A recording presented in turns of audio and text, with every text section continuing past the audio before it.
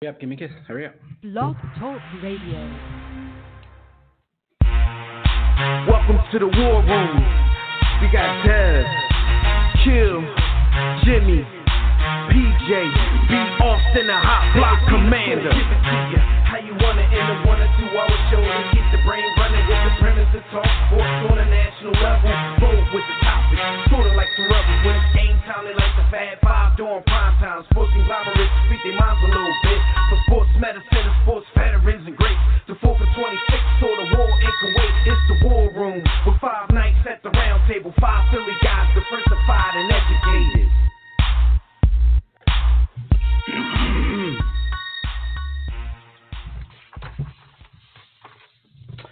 What's good, War Room family, and welcome to another edition of the War Room. Of course, you're live in the War Room with me, Dev Mack, waiting on my partners, Jimmy and B. Austin, to show up. But until then, look, week 2 left plenty of carnage on the field, and we may have witnessed the end of an era in New York.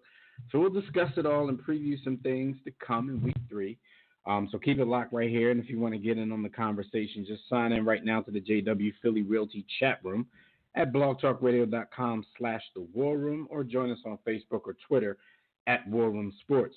You can also call us directly in about 15 minutes after we gamble with Gus and talk a little college football with Fred Perdue. Then we'll open up the Digital Extreme Tech hotline. That number, as usual, is 323-410-0012. Before we get started, just make sure during the week when we're not live on the air that you check out archive episodes of our show, as well as all of our partner shows on the network. You can do that at warroomsports.com. You can do it on the War Room Sports mobile app, iTunes, TuneIn, Stitcher, Spreaker, Blog Talk, Apple Podcasts, Spotify, Breaker, Radio Public, Overcast, wherever. Most other places that you do your podcast listening. But just make sure you check out us and the rest of the gang here at War Room Sports. Shout out to the fellas over at Tissue and the Tape, Phil Matic 365 and Savad. Those guys are giving you all the hip-hop information, all the hip-hop news, all the great interviews. They just had their 3rd fireside chat with Rascast. So if you're a fan of Rascast, make sure you go to the War Room Sports Podcast Network and check out the latest episode of Tissue and the Tape. Shout out to the Broad Street Line, Roy and Chris. Shout out to the Mayor, After Further Review 2.0, a.k.a. the Sideline Pass. Definitely shout out to the homie Fred Perdue, Quick Slants and Cover 2, college and NFL football. And, of course, if you're not listening live to the flagship show, The War Room, then you can get that there as well. What's going on, B. Austin? What's the deal, homie? Another wild, wonderful week in sports. Let's talk about this. Yeah, let's talk about it. I see people calling in already. I guess nobody listens to the open. Nobody hears me say, we'll open up the phone line in 15 minutes and all that kind of stuff. Nobody cares. Nah, they don't care about that. And then they get mad at us because they have to wait out to buy. Anyway, yeah, we're going to talk about that. And get to those phone lines right after we holler at Gus Griffin. Gus, if you're on the line, make sure you press 1 so we know that you're there. I can't really tell. But yeah, it was definitely another wild week, especially in the NFL, man. But we're going to get to the biggest stories in the week in just a minute. Right now, we're going to do a little gambling with Gus. We're going to get Gus's investment picks for the week. Get him on the line real quick. Gus, what's going on, good brother? Welcome to the War Room. How you doing, gentlemen? Pretty good. You had a 3-2 week last week. That makes you 4-5 so far for the season. It's not a lot of good action out there this week. I don't like a lot of it. You can take your stab at a few things.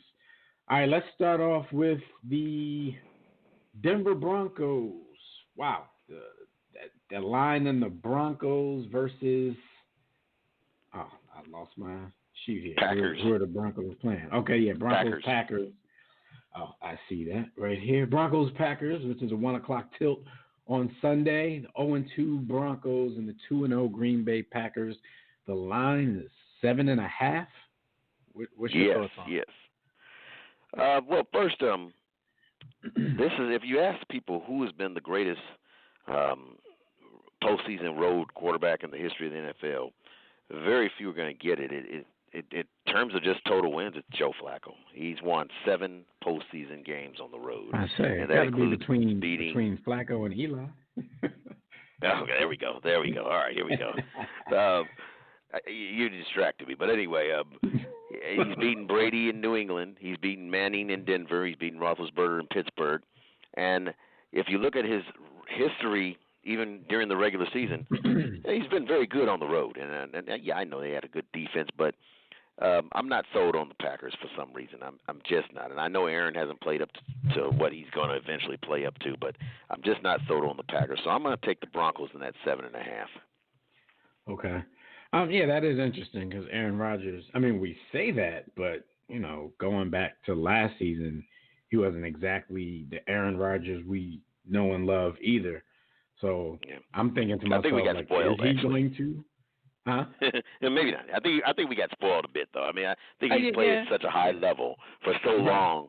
I mean, it kind of reminds me of Jabbar. He played at such a high level for so long. When he dropped to 20 points and 9 rebounds, everyone, what's wrong with Jabbar? It's just one of those things. Right. I mean, and, they haven't done the best at building teams around him in Green Bay. Certainly not. Absolutely. So, but we'll see if he can get back to that level. Like you said, we're spoiled. I'm definitely selfish. I just love watching him play when he's on the top of his game. We have another 1 o'clock tilt here. We have the Lions going to visit the banged-up Eagles in Philadelphia. This is a 6-point line here. Yeah, you hear me? Lose this game. Yeah, I can hear you. Okay. The Lions have had one bad quarter in terms overall defensively. They're giving up about 18 points a game. You take that last quarter and overtime against Arizona out there, and they've been very solid. And as you say, the Eagles and the Lions come off a big win over Los Angeles, the Chargers. The Eagles have major injuries, particularly at the wide receiver position, and they're giving up 25 per game. I think that's going to be a close game. I wouldn't be totally shocked if the Lions can win it, but certainly 6 points, I'm taking the Lions. Yeah, it's a crazy situation in Philly right now. They even skipped practice. They didn't practice on Wednesday, at least not a padded practice. They just don't have enough body. Yeah. They're making the kind of decisions you make at mid-season or late season. Right. Not week 3. All right, so and last but not least, we got an over-under here. This is a game that everyone, judging by the first 2 weeks of the season, everybody's expecting fireworks in this one. And this is the Chiefs-Ravens. They have the 2 quarterbacks who performed the best in the first 2 weeks, and they're about to go at it. So the over-under on this one is 52 points. What are you doing? Should be quite obvious. I don't see how anyone if you're playing the Chiefs or a total, you got to take the over. If for whatever reason they took their foot off the pedal last week, they had 28 points pretty quickly, and for some reason they stopped scoring. I had the over 30, as you remember, and for some reason they just stopped scoring. So I don't know. It's not some reason. We could let you know. We had 10, 11 years of that. Andy Reid, he takes his foot off of the gas. I got you. Yeah. It blows my mind. It didn't always work. Well, He gave up he's not going to be able to do it this week because of that. He's not going to be able to do it this week. I think the Ravens are going to. The way they're. Of course, now you almost got to throw out the Miami game, but I think that I do think they're going to score some more, and they're going to have to. They're going to have to keep scoring, I think. So I'm taking the over 52. All right, so that's it for this week. You got anything coming out on the website this week? Yeah, I'm working on a piece on just a little hopeful piece for the 0-2 teams, including the Miami Dolphins and New York Jets. All right. What hope is there? You'll have to read it. I was about to say, Miami's not even hoping right now. Miami is trusting the process right now. Shout out to Sam Hinkie and the Philadelphia 76ers, man. Trust the process. It's a sad situation. All right, Gus, as usual, we thank you, and we will talk to you next week. All right, y'all take care. All right, you too. All right, that's Gus Griffin, everybody, and his investment picks of the week. Go out there and get your investment on. And the hot topics, of course, are brought to you by MyBookie. If you guys want to make some cash betting on sports and taking some of that knowledge Gus Griffin just gave you and putting it on some NFL games, if you haven't checked out MyBookie by now, we really don't know what you're waiting for. You can go and lay down some cash on the biggest games in sports. This is that time of the year where you're about to have, a lot of sports intersecting. Hockey's getting started back up, baseball still in play, and the NFL is back, college football, the WNBA playoffs. If you're into that, or did I miss that? I could have just missed the whole thing and still reported it. I wouldn't know the difference. No offense, but either way, you can join us and thousands of other online players placing bets at mybookie.ag. If you guys are tired of getting a runaround from other services or other human beings, if you're messing with individual bookies, that's why we urge you to join MyBookie. You win, they pay, fast, no hassles. You're wasting your time betting anywhere else. If you join now, MyBookie will match your first deposit up to $1,000. Just use the promo code WARROOM to activate this offer. That's all caps, WARROOM. Visit mybookie.ag today. Play, win, and get yourself paid. All right. So while we're waiting on Fred Perdue to join us to talk a little bit about the college football pick'em, B, I just wanted to ask you about Team USA, man. Team USA sent, of course, it wasn't the exact team that they wanted to send over there, but still, we brag and boast about the NBA being the greatest league in the world, and every player on this roster was an NBA player. Some of them expected to be great NBA players. Some of them get a little more credit already than they probably should, and they went over to the FIBA World Cup and finished in 7th place. And what kind of blow to the American sports psyche, the American sports ego, is this going to leave? And no. What do you think? No, I don't know, but do you think because of this that they're going to be sure to get some better players next year for the Olympics, 2020 games? I think Americans in general, especially the players, I think they take the Olympics more seriously than things like the World Cup.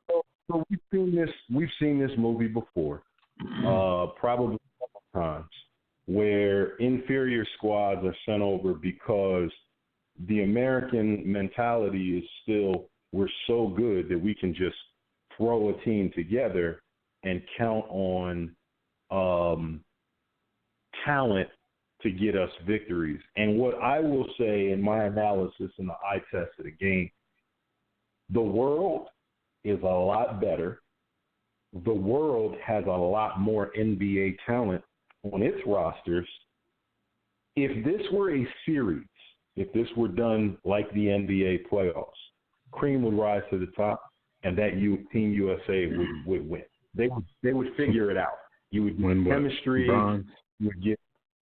I think they would have won. They would win gold in a series setup, but because it's one and done or almost one and done, you get everybody's best shot with teams that have practiced together, that do have chemistry, and they are there to step on your Richard head immediately.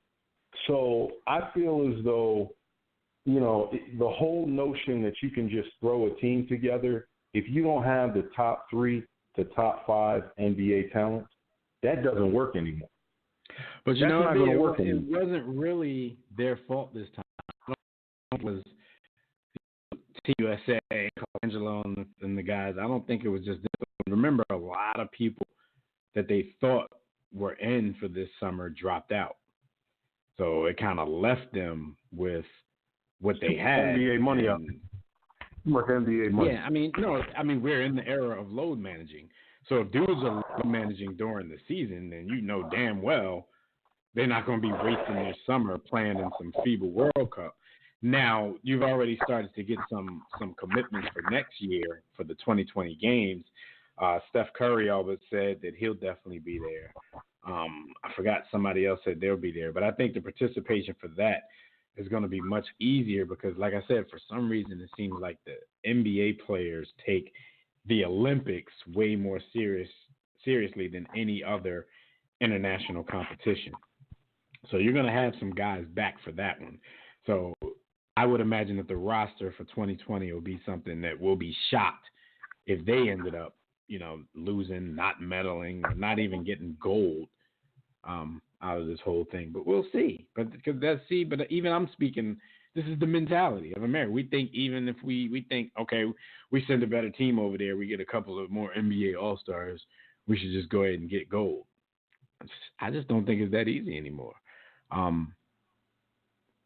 We still win the athleticism battle, but skill-wise, I just think a lot of these other countries are being taught the game better at a younger age, more on the fundamental side. And you know what? Because it's always been that way, B, but you know the difference now? They're getting those fundamentals, and dudes overseas are athletic now. Dude's not just getting their heads jumped over anymore. So it's making it that much harder. They've discovered the African diaspora and injected some of that into their rock. The African diaspora. They've discovered the weight room. It's a lot of mixing going on over there, and it's doing them well. All right, so just wanted to get a quick word in about that before we move on. Let's get to Fred Perdue and talk about some of these college games coming up this weekend. Get his analysis on some of this college pick'em action. Let's get him on the line right now. We got Fred Perdue. Fred, what's going on? Fred of Quick Slants and Cover 2. What's up, Fred? Fellas, what's going on, fellas? Nothing much. Hey man, the evil empire wins again. They've got their niggas lined up at wide receiver up there in Trump land. Hey man, every slave for the right dollar amount. Hey man, if only you guys could beat the Falcons, the team that chokes all the time. We might have a rematch. If only we, kind of a mash unit right now. Couldn't even practice this week, so I don't know who we're gonna be able to beat when half the team. Well, I'll tell you who shortstop is so blitz happy you might have won that game. I'll tell you in the Super Bowl, it's been proven that we can beat the Patriots. Hey, you won for one. I actually told people that though. I can give you that because actually we know Schwartz is not really a blitzer, but the pressure was so non-existent. He did what he had to do. He did what he had to do. But when all the people that I was chatting with while the game was on, all the Eagles fans were all happy. Keep bringing it. I kept telling everybody this is not going to work all night. Like whatever you think of Matt Ryan, he's not some poop butt rookie quarterback. And NFL offensive coordinators are paid a whole hell of a lot of money not to keep falling for the same thing over and over and over again. I'm like, they keep blitzing with this cover zero back here. They're going to get burned. And what happened? They got burned because there was no safety help back there to make the tackle when the tackle needed to be made. We were blitzing and running cover zero like we had Dion on one side and Champ on the other. And I'm like, these guys really. Well, no, they were doing it like we had nobody, and we just had to get to the quarterback in half a second. It was a big game. But it almost worked. That's the crazy part. It almost worked because when you look at how they were blitzing, Atlanta doesn't have an offensive line you guys are acting like they had no offensive line, which they didn't.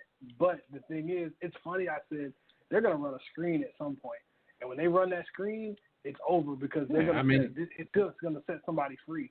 And that's why it's almost because you get excited and you keep doing something too much. Like this is not the NFL. Like teams aren't going to adjust. Anyway, man, we're here to talk some college real quick, and we're going to go to the college pick'em. There's some big matchups this week, and if you are a listener of Quick Slants, then you know about Fred's college football pick'em contest, where the winner of that contest gets to host an episode of Quick Slants alongside Fred and myself. So it's a tight battle going on right now. So far, I might be hosting the thing by myself. Also, if you're not familiar with this, Fred doesn't give his picks, so he's not just going to give you the answers to the test. But what he's going to do is give you in-depth analysis of each game. You can use that knowledge however you please in making your picks. And we're going to start off with number 11, Michigan, visiting number 13, Wisconsin. You know, when I look at how the Big Ten is, there's only one real team that I'm really worried about in the Big Ten. Neither one of these are it, but it's always good to have an old school type of matchup. Wisconsin is going to do what they're going to do. They're going to run the football. They're going to play great defense behind Jonathan Taylor, the best running back in college football. I mean, it's not even close. Jonathan Taylor, I see a throwback type of back. He's not going to catch anything. Quite honestly, he can't catch a cold, but his job is to literally ground and pound, and that's what he's going to do. I feel like Michigan's offense is not moving the ball enough. I mean, they struggled against the likes of Army, and Army they're a okay school. They're okay, but they're not. They're nowhere near the talent level of a Michigan, who they have freshmen all over the place. When I look at Shea Patterson, he doesn't look like the NFL prospect everyone looks at him as. Wisconsin might have to take a page out of the Army playbook and just ground and pound. And who knows? You might find yourself on the other side of a W. All right. Let's go with Tennessee, unranked Tennessee, visiting the number 9 Florida Gators. This matchup used to be a real SEC type matchup. You know, you used to see the likes of Tim Tebow and Eric Berry. Now Tennessee has just fallen apart. You know, the last time guys were good was 2006. This was when they had Jonathan Crompton and Phil Fulmer was walking the sidelines. Well, a few coaches later, both schools are nowhere near where they used to be, but it looks like this is going to be a stinker, honestly. Felipe Franks broke his ankle in the last game against Kentucky, in which they won, but, you know, I wasn't high on him as it is, and Tennessee is just terrible. They finally found a W against Murray State. I'm not really impressed by either team, but the defense at Florida and their secondary, they're a pretty good unit. We'll definitely see – this will test Kyle Trask, the backup quarterback for the Gators. We'll definitely see how he's able to handle the pressure. This time he's not just coming in a mop-up type of duty where you're playing – the talent will, like you said, be awesome. When we talked to the NFL a minute ago, rise to the top. If he's put in an adverse situation, he doesn't really fit what they want to do, and that's to be a multiple type of team.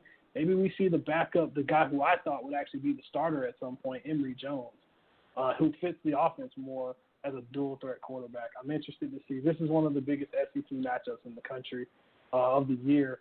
So we'll definitely see. This is going to be an interesting one. And whoever wins this game may be able to say, I'm second in the SEC East behind Georgia at some point. All right, let's do Michigan State versus Northwestern. This one's interesting, and there's some bad with this one. I look at how Michigan State. I picked you guys. You guys were supposed to be the dominant defensive force that was supposed to hold Arizona State to under 14 points. They didn't do that. That's not characteristic of a Mark D'Antonio's offense. Or defense, sorry. And when I look at how Josiah Hill on that corner position hasn't really produced, I want to see more. And if he doesn't do much more in that secondary, that defense could be in for a long year. Northwestern did lose a ton last year, but can Michigan State really expect to put up two stinkers back to back? Don't think so. Well, yeah, we'll see. All right, nice matchup here. Number 8, Auburn visiting number 17, Texas A&M. SEC West matchup. The winner of this game more than likely will finish third, respectively. I mean, this is going to be good old-fashioned SEC football. Kellen Mond hasn't played all that well, but what can I say? The Auburn defensive line is going to make his life hell. Derek Brown on the defensive line, I expect him to be a top 5, top 10 type of pick come May next year. Those guys are going to really have a good chance to just wreak havoc. Kendrick Rogers, the Texas A&M wide receiver, should have some easy pickings. That Auburn secondary isn't that great. This is whoever has the ball last in this one, I think will win.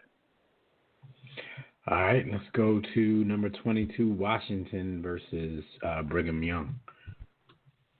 BYU's had a pretty decent year behind Zach Wilson, the sophomore quarterback. I expected more from Washington after losing to Cal. I want to see more from Jacob Eason. Jacob Eason he was the first casualty at Georgia before Jake Fromm took over. He was the star freshman quarterback, and then Jake Fromm came in, who also told Justin Fields, your QB1 guy, to take his talents to Ohio State because he's not giving up the job. So Jacob Eason he's a big 6'6" kid, classic throwback type of quarterback. He's not running away from anybody, but he can swing it. It'll be interesting to see how he holds up and some kind of upset alert. I'm not ready to do that yet, but it should be a very, very tight game. All right. Where are we now? We are number 16, Oregon versus Stanford. Not the same Oregon, old Stanford Cardinals that we're used to. Definitely not. This is not your Andrew Luck Stanford. This is not even your this isn't KJ Costello Stanford because he was hurt the last couple of weeks. They just got blown out by UCF. And if I said that a few years ago, you say UCF blowing out Stanford, that makes no sense. Well, when you lose your star left tackle, your star quarterback, and you're not really dynamic on the edges, expect that to happen. UCF really they showed different type of speed than those guys are used to seeing. So Oregon's going to also show you that different type of speed. Justin Herbert is presumed to be the next star quarterback in the NFL. I liken him to Nick Foles. I'm not big on Nick Foles. I mean, he was nice enough to step in for you guys. That's great. But do you really want to build your franchise around someone like that? I don't know. Mechanically, I'm not a big fan of him. But in the college game, I can understand and appreciate why you're not big on Nick Foles. I get that. I understand. I don't think it's objective or a fair assessment, but I understand. I wasn't big on Nick Foles when he came. He's not big on Eli either. B. Hey, not big on Eli or Nick Foles. Wonder why. Yeah, Eli and Nick Foles. Woo. Not big on them. Yeah. Nah. But when I look at Oregon, I think they're going to be a fast.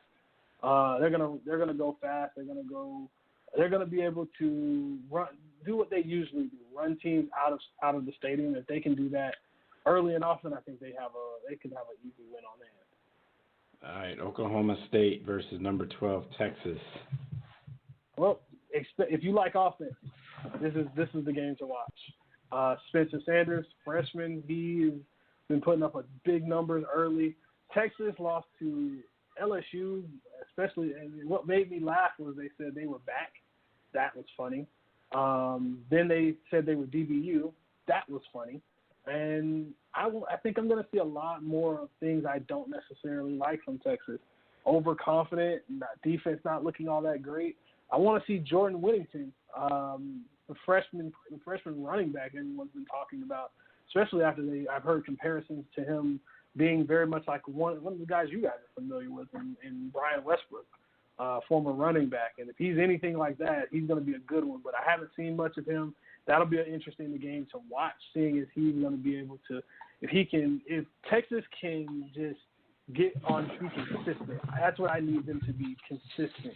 Sam Ehlinger's a decent quarterback, but I don't see him. He's not an elite quarterback. I'm not sure where that whole mindset of him being elite came from.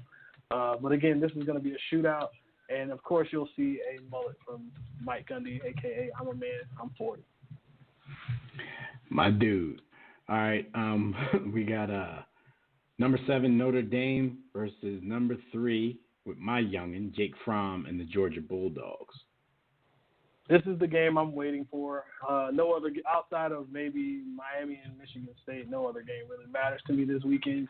I want to see two powerhouses go toe to toe. Georgia has been able to run the football really, really well. DeAndre Swift is the big name back for Georgia, but don't sleep on James Cook, who is the brother of Dalvin Cook. He's a good one as well. George Pickens is a 6'3" freshman receiver. He has sweet feet, and I don't say that about too many guys in college, especially freshmen. But he's built a little bit different. His game, he has a bit of he's one of those guys that he just looks different. He's big, he's fast, he can catch. His sideline catch game, I haven't seen that from anybody that I'm willing to just call really good. He hasn't seen double coverages either or faced off against any real competition, so we'll see how they game plan for him. But Georgia is playing a bit of what Alabama used to do. They're playing bully ball. They've loaded up on the offensive line, and they said, look, you're not going to do anything to us. And if you're going to try to stop the run, we'll just go to the pass. I want to see if Jake Fromm can, if they take away the run, that is, can Jake Fromm get the job done as a passer? If he can do that, Georgia's going to have a very easy night. Ian Book's a good quarterback at Notre Dame, but I don't think he'll be enough to get through Georgia. All right, and these last two, we're going to rapid fire through these last two. We got Colorado versus number 24, Arizona State. Arizona State has a quarterback in Jaden Daniels who, in high school, had a 6,000-yard season as a senior. That's huge. He put big numbers. Yes. 6,000 yards. Yo, they threw the ball on defense. That's a high school senior, folks, and he's starting for Herm Edwards and company. So I'm going to be interested in seeing how he's playing to win the game. 3,500 yards through the air and 1,500 on the ground. He was a complete beast. For me, when I see him, how he handled himself against Michigan State was big.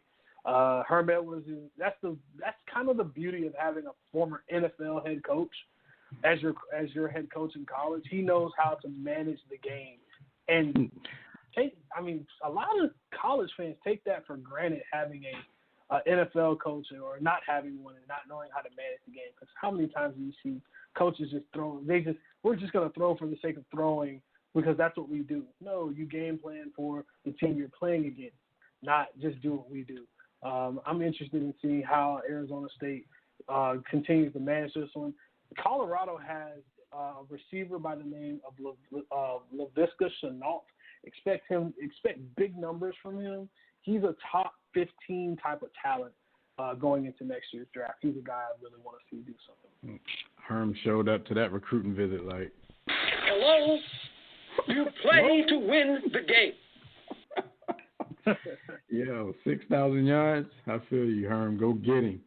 All right, and last but not least, probably is least, Utah State versus San Diego State. Utah State, they have a quarterback by the name of Jordan Love. He's a dynamic talent, 6'3", 6'4", like 220. He can throw it down the field. Utah State's a better team than many expect. Haven't gotten to really see San Diego State much this year so far. They're kind of down there on that totem pole, but I have seen Utah State a couple times. And what I can tell you about a Utah State team, they're going to be well coached. They're going to be very disciplined, and I expect a lot from Jordan Love because I'm expecting him to be a sleeper draft pick. All right. That is your college pick'em picks. Well, your college pick'em analysis for the week. Fred, let everybody know where they can get in touch with you on social media, where they can come talk trash to you while those games are going on. you can come talk to me on Twitter, Fred Purdue CFB. On Saturday, of course, on Sunday, you know who I'm talking about. So if you're not a Patriots kind of guy or gal, sometimes I do have some of the ladies out there that they love football too. So I'm not gonna discriminate. But we can also talk college football on Saturdays. Can't wait to see what Georgia does again. A lot of these schools, this is where the meat of the season comes. So expect some teams to really start doing some things. All right, and college football fans, you can catch Fred on the War Room Sports Podcast Network at Quick Slants and on the network for NFL football at Cover 2. But, we'll keep you posted. Fred might have some big news coming down the pike. You know, it might be another place where you can catch him in the near future. But we will keep you in the loop, in the mix. Fred, we'll talk to you next week, man. Appreciate you. All right, fellas. Thanks for having me on. No doubt.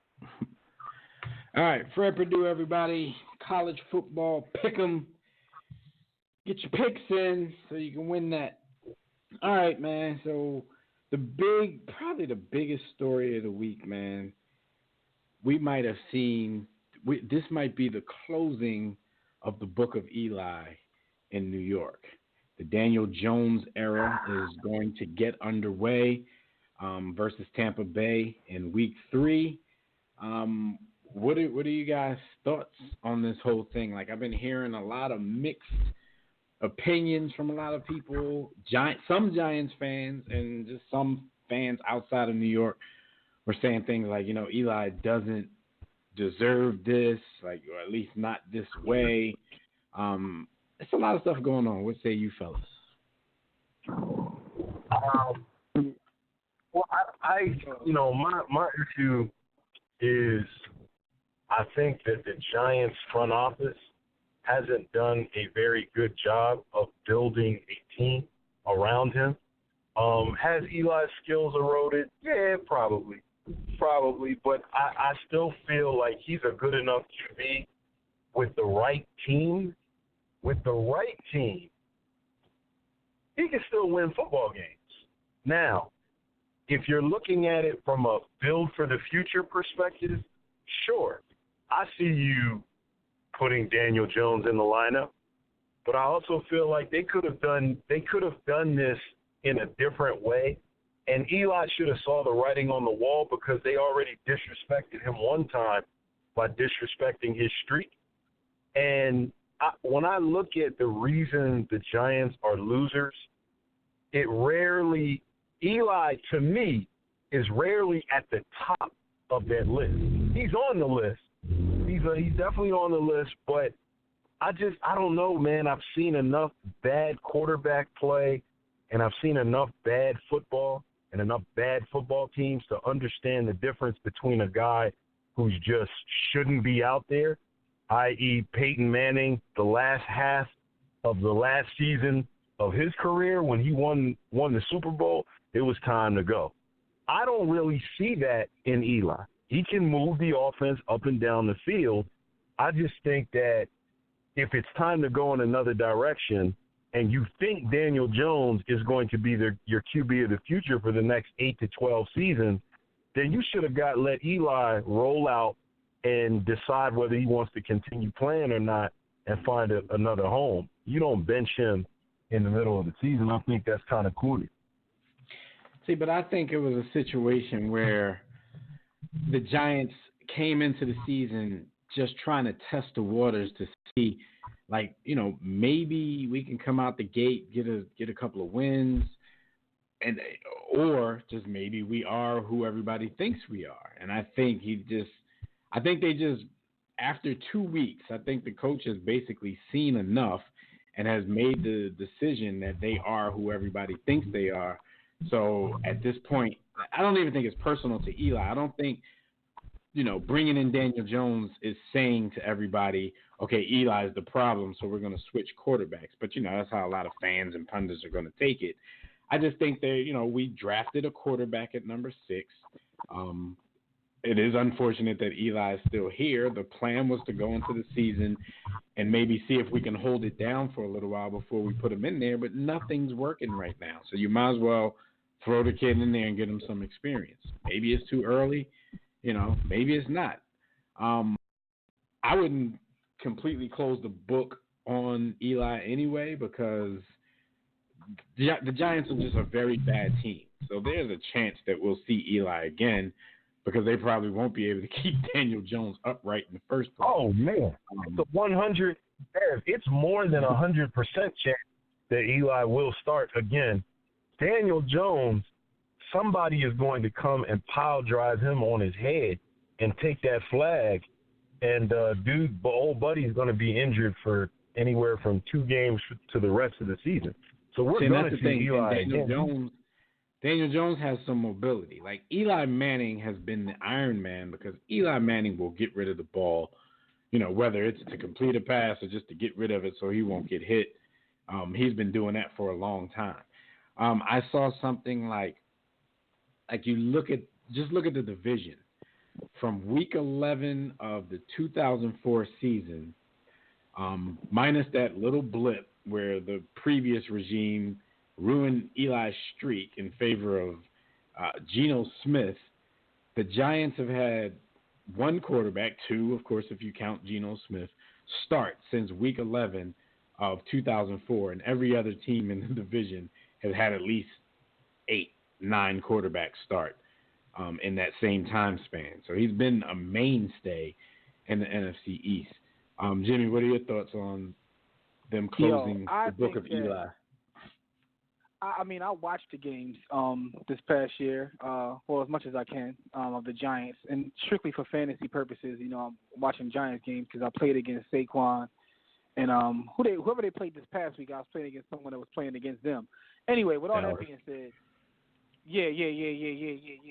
Anyway, with all that being, I was playing against Zeke. So the first week I played against Saquon. Anyway, but the bottom line is, I'm sorry, that was week 1. Dallas played Washington this week. Yeah, but I played against both of them cats so far. But they played somebody this past week that I was playing against. But fantasy be having you watch some trash, cause but that's neither here nor there. That's why I've been trying to quit for 4 or 5 years. I quit every league except for one. You know what I'm saying? And I'm a current champ. Shout out to Miz. Kiss the ring. But with all that being said, watching Eli play, man, it's like he needs to. It's like it reminds me of Dirk. Just go away. Like, does he have a little bit left? Possibly, but he's definitely not. It's hard to judge Eli because Eli's always been one of those dudes that on one drive who look like the best quarterback in the league, and the next drive who look like the worst quarterback in the league. But right now, I think they saved him. I think they saved him from death because his offensive line is putrid. Like he would have died out there, so they kind of saved his life. Plus, he owed him money because he. No, but Jim, that's my point. Like his fat guys are terrible, and Eli's the type of cat athletically inferior, but he also has figured out. He's like, for who, for what? I'm getting rid of this anyway. You're not hitting me like that. So he'll throw the ball over his shoulder to get rid of it. Yeah, but the thing is, though, B. Austin, he might owe the coach. The coach to him is solid because he's going to die out there playing with them balls. And you also have to think about this because this is one of the things because, of course, since, they're going to Daniel Jones, and we've done this. We've done this years ago, but now Eli's Hall of Fame potential or possibility is being debated all throughout the sports world. And when people start reading off the record, he's in the regular season, he's a 500 quarter. I hate to even say that because one person doesn't make a team's record, but they attach records to a quarterback. So he's 116 and 116. They might try to save him, and maybe the time off that he has to think about it will allow him to ride off into the sunset because the Giants just aren't good. If you get back in there, you're going to be a sub-500 quarterback for your career. That's going to end up being your legacy, even though you have some other stuff on the resume that kind of trumps that. That's going to end up being his legacy. They're already trying to hold it against him that he's a 500 quarterback. Looking at that team out there, what is the point of him playing? What is he doing right now? What could he possibly get out of playing right now? It's not going to be fun. And that's what I was about to say, Jim. When you said you're going to get hurt. When you said how bad they were, and he might have something left, I was going to ask you, like, but what's the point of having something left? Like, what's the point on that team of having something and left? that's the Because thing. it's not going to help. He gains absolutely nothing from playing other than death. And further ruining your record. Like, you even got Cowboys fans talking trash now. Like, oh, man, I wish Eli played for another. He actually dominated them through most of his career, but because the Giants have been garbage for the last few years and you play them twice, they ended up catching up. So now he's sub 500 against the Cowboys, and fans want to talk like the interesting thing about like they football, did that against prime Eli. Like, NFL fans crazy. The interesting thing about football is, like, the more you mature and study the game or learn about the game, the more you recognize the importance of everything working not just on the field but off the field in terms of the GM, the owner, the president, how all of that plays a part in the success of a team. And I say that because the Giants have done a piss-poor job all around of putting anything around him. Even drafting Saquon to me was problematic because he's going to waste his prime of his career playing with those bums because you needed help all over the place. Yeah, he wasted his life. You draft a running back? You draft a running back in the first couple of picks in a league where they really have no value. Like, what is that? Like, they did a piss-poor job of building that team. And I was thinking about that this past weekend as I was looking at the AFC East, and I was looking at how the Patriots have dominated. Like, these teams have been a decade without being able to put together something that can be a contender. Like, you see these teams go year in and year out and not being able to, like, yo, what's going on? Like, management is trash in most of the league. Yo, half of the league is trash. Now you got Miami out here trusting the process. Yo, outside of everything else wrong with football, like, yo, it's a bad product. And the Giants are, if not for fantasy, I don't think they would get the high ratings that they get. It's the gambling that makes football successful, not the actual product. The product is trash. The Giants are deplorable. Any bad adjective that you guys have out there, just put that in front of the Giants because that's what they are. Watching them play is a disgrace. Like, Phil Simms didn't give his life for this. Oh, yo, who worked? The Giants or the Dolphins? The Dolphins are trying to be bad. The Dolphins are like the Dolphins got, Dolphins are. It's obvious what the Dolphins are doing. Giants be trying. That's why they be drafting cats like Saquon. Yo, the Giants try. Yo, how would you feel if you Saquon though? Like, he's probably the best running back in the league, and it doesn't matter. Doesn't matter at all. Doesn't matter a goddamn bit.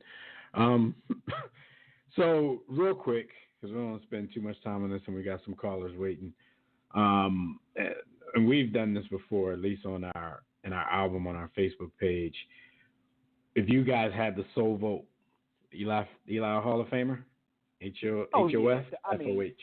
Yeah, absolutely. I think that's without question. You can't tell the story of this game without Eli and those heroics that he did against the Patriots. He also has the last name for the connection. He's a Manning. Right. Even in those playoff runs, though, like the Giants didn't do much in the playoffs outside of those 2 years. But if you take those 2 years and you take it all the way, like that counts for something. And dude played, most of those playoff runs on the road, played very well. It's like revisionist history. Everybody wants to give all the credit to the defense. The Giants defense, they weren't that good during those periods. They did step it up in the playoffs and in the Super Bowl and get a good pass rush at times where they needed a good pass rush. But I'm kind of tired of hearing people trying to erase Eli out of there like he didn't make some of the greatest throws you've ever seen in some of those big situations. Giants some stars on defense that made some plays that you then end up overrating the overall unit. The overall unit was just they were okay, above average probably, but they weren't anything to write home to mama about. Eli. See, we have stringent criteria. And while you definitely cannot write the story of the NFL without Elisha Manning, I question, statistically, was he ever, or even eye test wise, was he ever a top 5 QB in the league? Was he ever top 5? I would just off the top, I would say that it had to be a period where he was.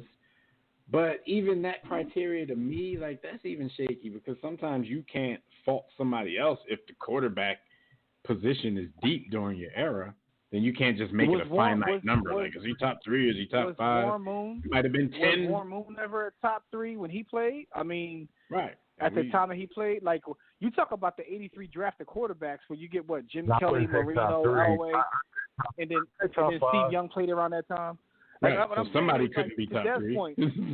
Somebody can't be top 3 when you got. Think about all those dudes within that '83 to '85 range with Kelly, Marino, Elway. Who else? It was Jim Kelly, Dan Marino, John Elway, Steve Young. A lot of damn dudes. Warren Moon. Like, quarterback was so. Yeah, so it's a lot of dudes that are Hall of Famers, but they just came around at a time where they couldn't be. I'll give NFL. Looking at a QB or even any other position, I'll divide them in fours. So top 8. So if I say top 8, I definitely believe Eli was a top 8 QB in his prime. Quite a number of those seasons. So we can say he was top 8. He was pretty consistently top 8.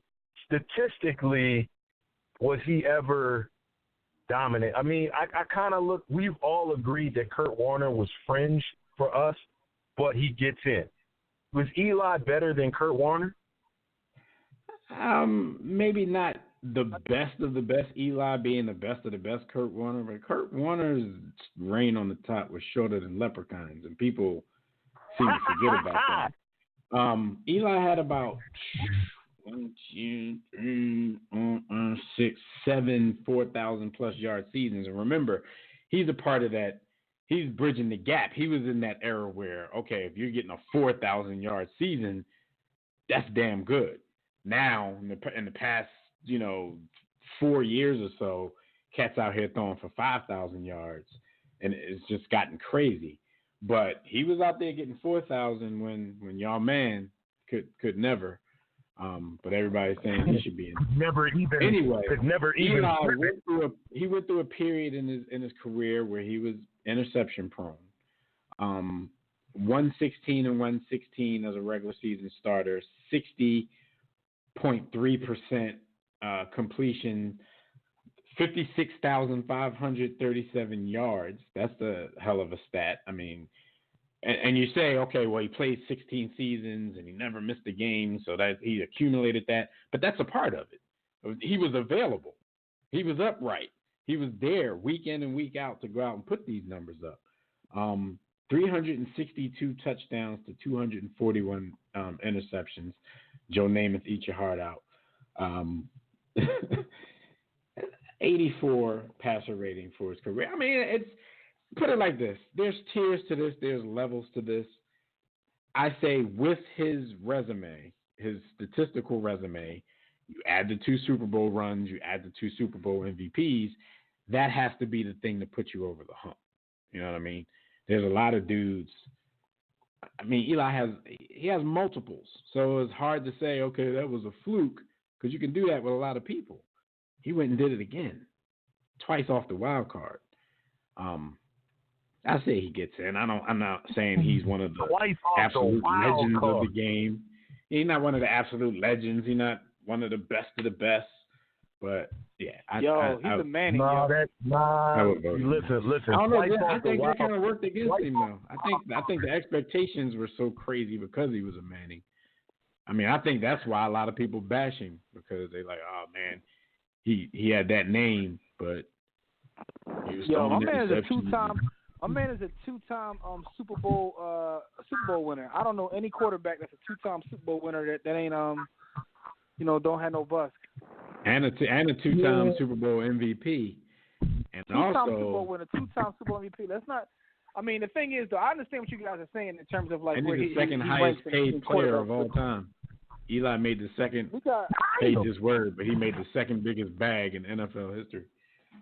Well, we can't act like Eli ain't come through when it mattered most. Like, because Eli has a lot of clutch moments. He's a Manning. My man said, "Yo, I'm playing in New York. I'm not playing in trash San Diego. Give me that NY money," and went and got that NY money. Some of what does it.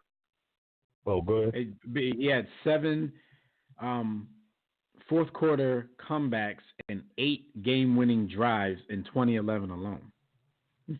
Clutch Gene. Yo, I'm being, listen, I'm actually not I'm not an Eli detractor. He was clearly in his tenure throughout, from when he came in the league, 03, 04 until, 2014, 2016, he was probably the best QB in the NFC East, either him or Tony Romo. I definitely shots fired. You already know. I've always been sort of partial as I can be to an enemy QB. I think he was unfairly hated on a lot in the media and with a lot of fans. So I'm really trying to play devil's advocate. Going on the road twice, 2 wild card bowls, that puts it over the top for me. So I'm putting him in the hall based on that. Let's go to the phone lines. We got the homie Tobias waiting. He's probably upset. What up, Tobias? Real quick, though. Damn time. And Tobias, I want you to weigh in on this question too, Tobias, because Casey Mack just pointed out something in the group chat. He said that he said that no, I really want to hear all you guys' opinion on this. Casey Mack said that in the Super Bowls, Eli actually has better performances in Super Bowls than his brothers. I mean, considering that Peyton only played 1.5, he lost one. Yeah. Peyton played 3 bowls, right? Because he lost one. He lost one. Okay. The one he won was I think it was in a rain too. I think. And I think, if I remember correctly. I think that's a fact as well, but that really don't have anything to do with whether we think he's a Hall of Famer or not. He definitely did. I'm just saying, because Peyton's first one was underwhelming. That rainy game that game was so boring against the Bears. Yeah. When it rains, you go run and just throw shorter pass. When it rains, you just want to throw shorter pass and get out of there. My point is, Eli came to play when it mattered most. So when judging him, statistically speaking, he's not going to be where other people are. But it's like you have to give him the eye test. You can't analytics Eli. I just made it a verb. Because at the end of the day, Matthew Stafford's going to have better stats than anybody who ever played a game of football. Right. Matthew Stafford. Yeah, and I'm cool. Speaking of bad organizations, guys, I had to say, y'all talk about bad organizations, right? You already know how I feel about the Buccaneers organization, where they picked a middle linebacker number 5, and he's hurt, and the big criticism that he's bad against the run. All right, but anyway. You pick a middle linebacker that's bad against the run. What's his point? Why does he exist? What is the point? That's what I'm saying. But anyway, I know everybody's talking about Eli and Daniel Jones. This is how you know most pundits. We actually watch the game. These pundits don't watch the game. They're like, yeah, the Bucs could be the perfect first game. I'm like, why are they making excuses for Cam Newton? Do they realize that Bucs got an improved defense? They've actually been playing good defense. This might not be the game you want to put Daniel Jones in. Yeah, and they don't realize they got a defensive tackle, Vita Vea, who Bucs fans were mad because they took him instead of Derwin James. And I'm like, any GM going to take a possible dominant defensive lineman over a safety. All quarterback changes should go against the Miami Dolphins this season. They should wait till they play the Dolphins because they replay them. Man, Washington should wait till they play the Dolphins to put Haskins in. Get you some positive, some confidence going. People don't watch the games, man. Zeke and Dak about to get busy on them dudes, man. Yeah, and the thing is, my whole thing is like, it's like people don't watch these games. I'm like, you got the Bucs defensive front who's giving the business right now. Even though we got a wide receiver who can't catch passes, but he run a 4.3. You know you bad when you run a 4.2, 4.3 in the 40, and you bounce around 3 teams for your rookie deal ended. That's why you can't catch. Sound like Ted Ginn. But hey, sound like Nelson Aguilar also. God, he pissed me off. I'm not even a fan. But hey, I was hot, man, because I was like, I needed the Falcons to go 0-2, keep us in the division lead. But the thing is that, like Daniel Jones, the problem with the Giants, Jimmy hit up, and I took heat like a year ago when I said the Giants were making a mistake taking Saquon. Because if you are a rebuilding team, See, the Giants didn't want to admit they were rebuilding. That was the problem. If you're a rebuilding team, you don't take a running back number 2 because his prime years are now. You can be like Dallas, who had a young team but had a lot of injuries the year to Zeke. So now those young players are popping right along with Zeke. So, but the problem is that you cannot take this running back in the position because now you waste his prime years. When you had good quarterbacks, you had Lamar and Darnold and Josh Allen, and you picked a running back who you're not gonna get any, you're not gonna put you over the top because you're rebuilding. So the Giants by the time they get good, he's gonna be trash and hurt. That's what I'm saying. He's gonna be out because the Giants didn't pick a lane. Dead. You got him and Le'Veon gonna be dead. Every running back in New York gonna be dead. And the thing is that here's my thing. They thought, well, they traded Odell. I'm like, okay, you really want Odell in this mess? You know, they shouldn't have signed him in the first place. They should have traded him. They knew they weren't going to keep him. And see, that's part of bad organizations. And the same organization's been winning, right, over the years. But the bad ones stay bad.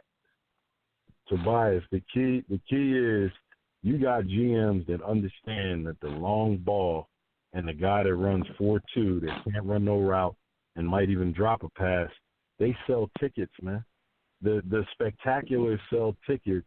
The linemen and defense win you Super Bowls. But people don't, you got to sell tickets. Teams are boring. Teams that follow that winning formula are boring. You're right, cuz 2 things. It's like Colin Cowherd always criticizes Alabama's dynasty as being boring. It ain't boring to me. They won 5 national championships since they even got there. But they always talk about defense, running the ball, lines, because you control the game. And look at my Bucks, right? Everyone loves talking about, look at all these targets. Look at all these targets. I'm still waiting on O.J. Howard to show up. He's Tarzan who plays like Jane. But, he's Superman who plays like Lois Lane. But here's the thing. What's good of those targets if you have 2 of the worst tackles in the league? Then you get the worst left tackle who gets beat all the time, $15 million. And the further the ball the snap, the less valuable you are. You broke up, B. I said the further away from the ball you are, the less valuable you are. Yeah, that's true because people love talking about the Patriots, right? See, the thing is, even the Eagles, because people sleep on the Eagles, right? They talking about, Deshaun Jackson, that. Well, he's hurt again, no surprise. But I called it on the show. I said week 3, hamstring or groin. He beat me by a week. Yeah, week sorry, 2. Sorry, Rob. This ain't Madden. But anyway, but the Eagles, the underrated thing about them, and like in those runs.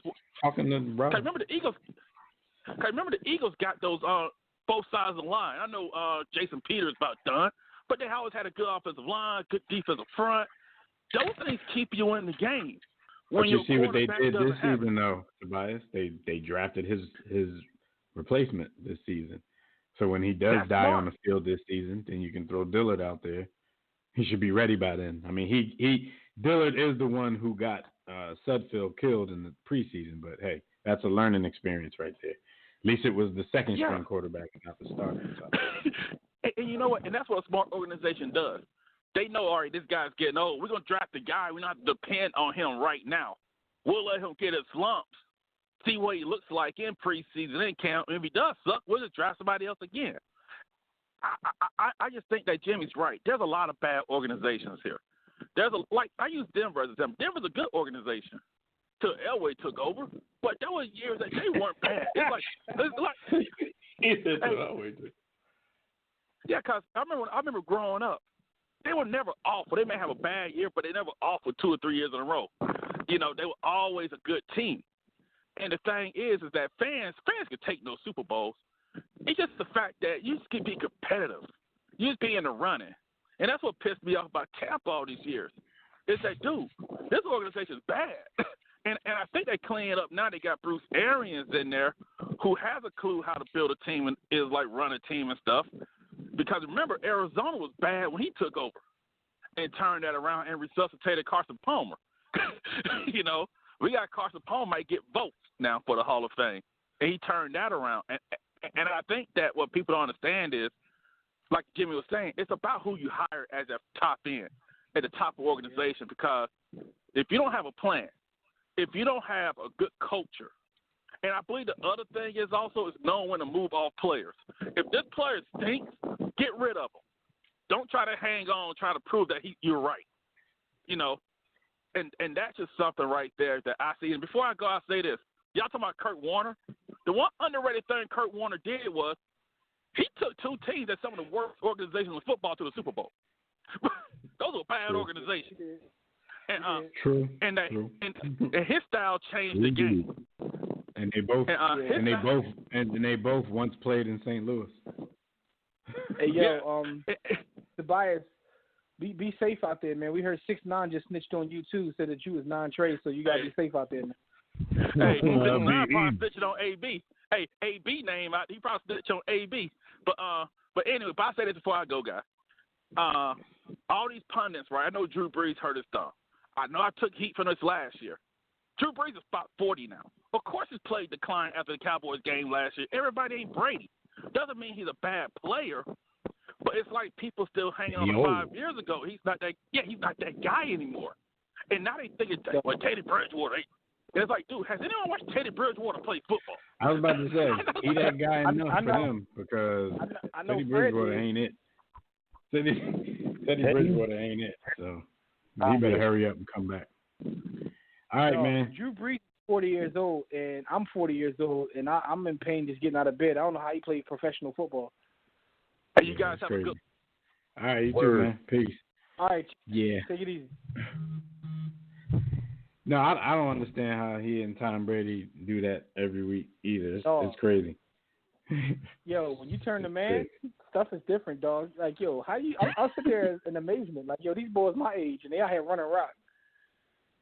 They out here running around getting pounded on. Pause. Yep. For who? For what?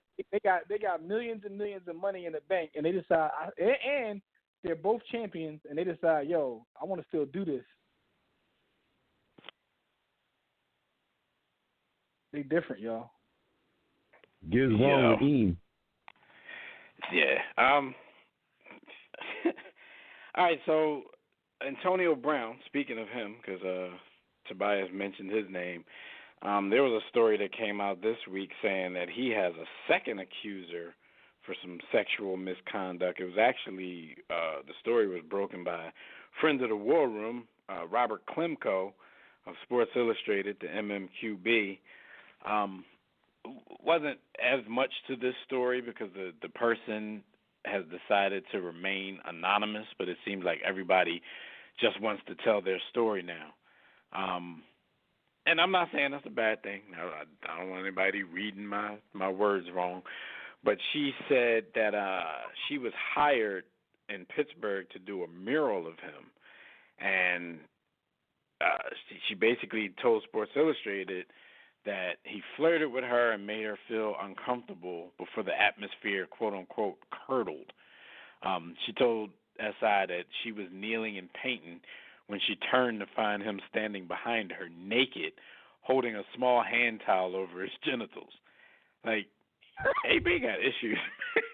AB got issues because every time a woman turns their back, like he's doing something. Like, for him, he seems more like childish, but he doesn't realize that the immature stuff that he does, especially in today's climate, is going to get him in a lot of trouble.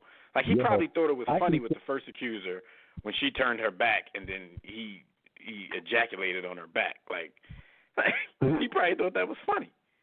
In this same way, he probably thought it was funny. Making it rain. Yeah, but immature than a mug, man. So Yo, he is, and I'm gonna go high school here with it. When you see how he behaves, you can tell that outside of sports, he wasn't getting no yams.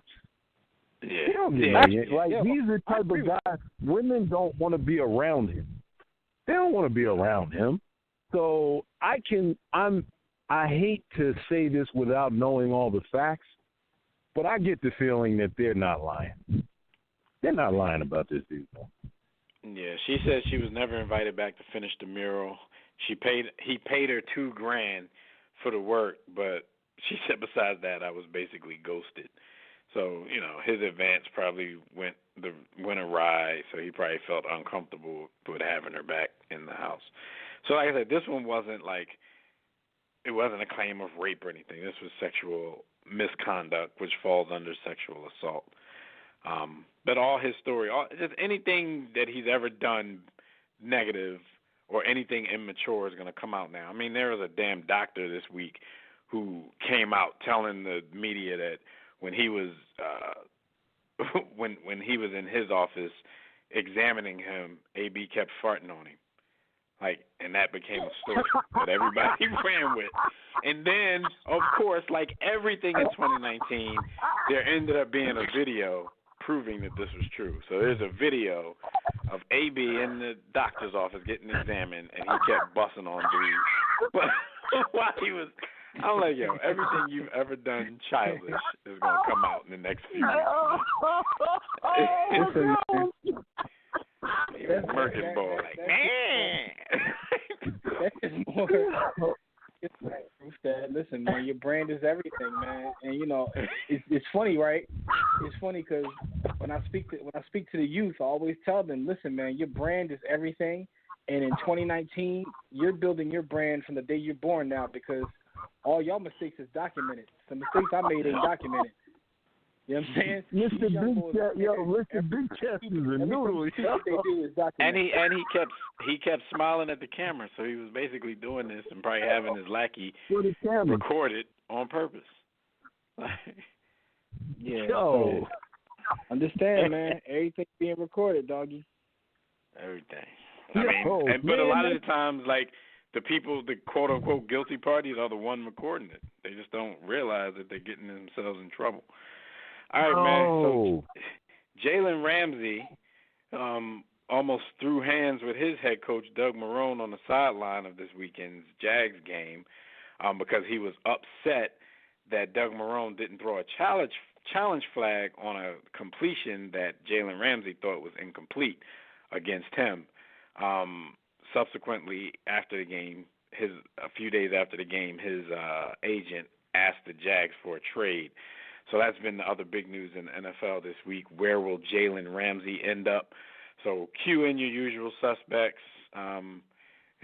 They haven't said anything about the Patriots, but expect Bill to be sniffing around. Expect Andy Reid to be sniffing around. It's already been put out there that Howie Roseman has been sniffing around because God knows the Eagles need secondary help. So we'll see where. Yeah, we'll see where he ends up. First, they were saying they wanted at least a first-round pick in return, but then the Steelers went out and gave the Dolphins a first for Minkah Fitzpatrick. So now the Jags have upped it to at least 2 first-rounders. But we'll see where they come down in the negotiations to anybody. And there was a team reportedly, and they haven't reported who it was, there was a team asking if Jalen Ramsey can play twice this week, because you guys know the Jags play Thursday night. So this team was like, well, if we trade for him, can he play again for us on Sunday? Run it back. I'm hoping that wasn't Howie. I hope that wasn't Howie, because if that's when he finds out who that is, even if they successfully trade for him, he's going to already know, this team doesn't care about my well-being. They try to get me to run it back twice in a week. So whoever that team is, they're not going to get a long-term deal with him if they do trade for him, because they don't care about the dude. But I have a feeling it was the Eagles, though, because I think we might be the most desperate as far as secondaries go right now. So I got a bad feeling that was Howie that asked that question. All right, man. He asked him to do it again. Let's do it again. Quote of the week. I know B. Austin going to like this because this is more dissension in the Ball family, the Ball household. And the quote of the week comes from LeVar Ball. And in the latest episode of Ball in the Family, he and Lonzo are, on camera basically arguing about the Big Baller brand because LeVar doesn't want to let go of it. Lonzo doesn't really want anything to do with it, but he's entertaining the conversation by asking him, well, would you consider changing the name? That was kind of insulting to LeVar Ball, and these are some of the quotes that he said to Lonzo. He said, when I come out with a name and then somebody tells me to change it, that's like me telling me to change. That's like telling me to change your name. That's like people saying, oh, hey, change Lonzo's name to Alfonso on the fact that he's been damaged goods for the last 2 years. And when you read this quote, you had to kind of see the video because the tone and the body language that LeVar gave while he was saying that made it known that he was throwing a hook at Lonzo. Like he was trying to hurt his feelings in that situation. Then the conversation goes on, and, because Lonzo kept saying that the brand is totally demolished and all of this kind of stuff, he said, LeVar said, you're the one that got to make it grow. I made you guys superstars for a reason. But if I don't do the things that I'm doing, Zoe, you're just another regular old player. So he's killing Zoe right now. The same Zoe that was better than Steph before he even got drafted. He's like, it's kind of like that media thing that we always talk about, build you up to tear you down. So the person who's been his biggest exaggerator, his biggest cheerleader, is out here telling him on camera, like, yo, if I didn't do this, I didn't make you guys a superstar, I didn't do what I'm doing, you're just another regular old player. There's so much wrong with this, man, on so many levels. Before I get I told you so long to the world, I'm just going to say, there's just no way. There's no way that I disrespect my son like that. Like, just no matter how I feel, I don't disrespect him. I don't play him out in front of the rest of the world. Like, if we're going to have that conversation and I am going to disrespect him, I'm going to do that in private. Like, I'm not going to make him belittle him in public, and he's not going to belittle me in public because he get knocked out. But even besides all of that, just this is someone you love. Like, Lonzo came from you. How can you play him out after all that he has done, even if it's under your tutelage, even if it's from, your guidance? He had to do the work. You didn't do it. He did it. So for you to play him like that, it really this is the first time I ever actually felt sad. I was about to say, sorry. Jimmy, I think we might be getting a Lonzo fan building here. He might root for Lonzo now. Now that Lonzo's at odds with his pop, Boston might be a Lonzo fan. No. I do not support. The consummation of pork relationship. Never mind. But I felt bad for the boy and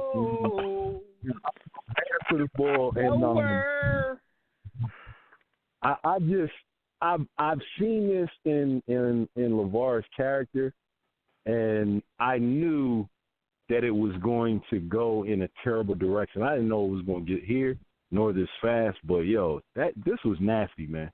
To me, this was nasty. Nasty. That's how it went down. Anything, Jim?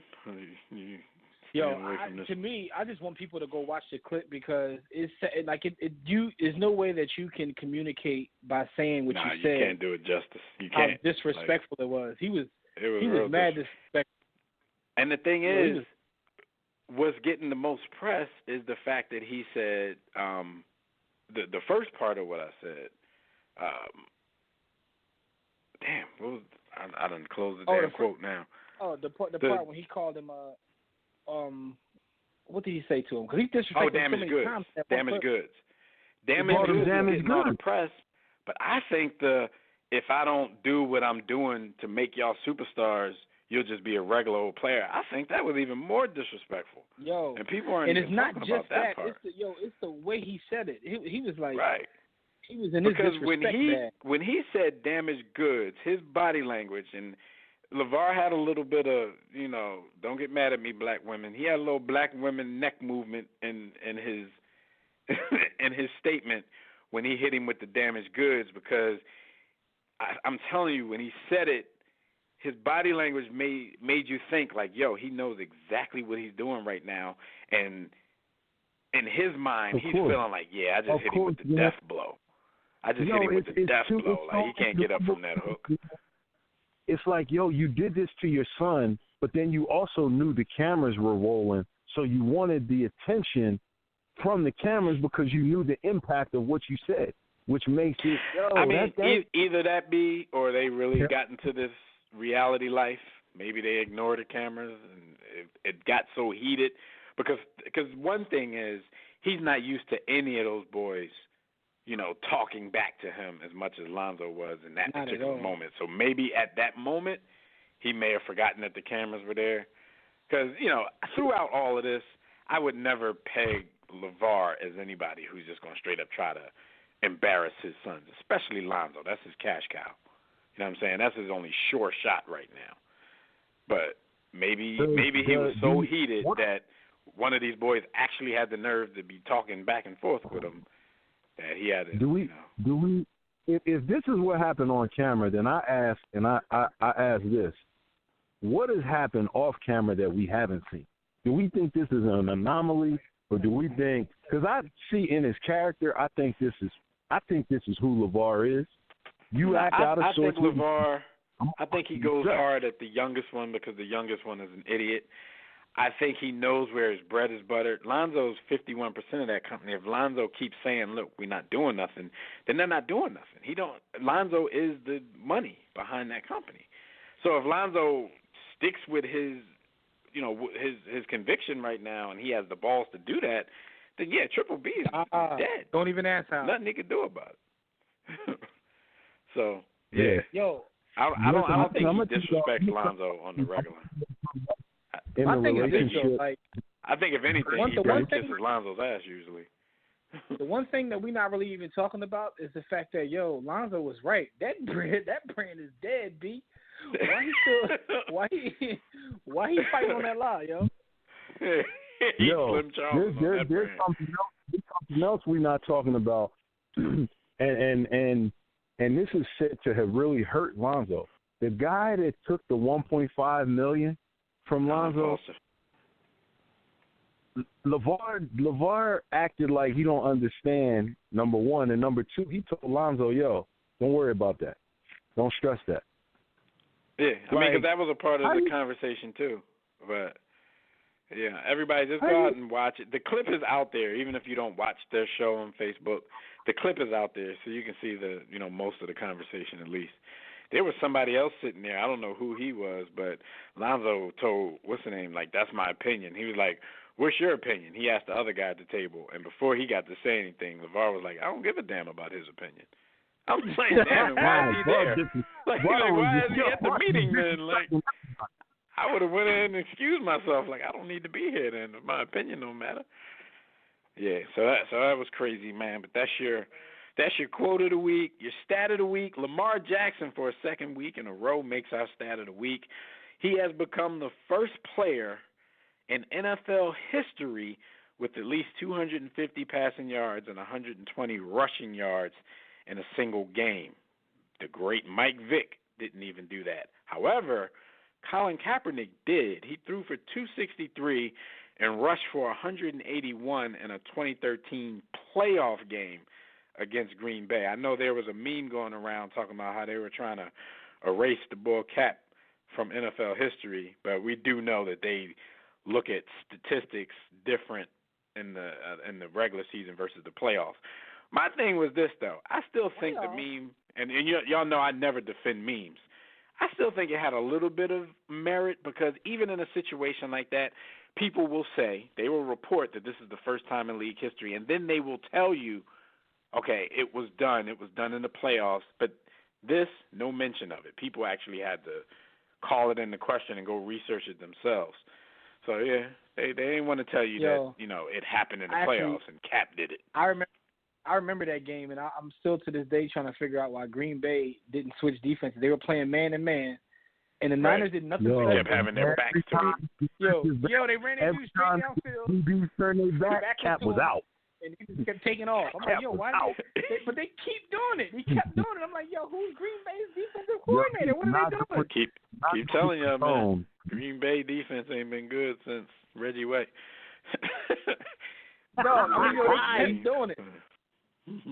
They kept doing it. I'm like, yo, come on, cuz. All right, anyway. so before we get in, we got to rapid fire these hot topics. Matter of fact, any of them that's not interesting, we can go ahead and skip them. But let's go to the phone line real quick.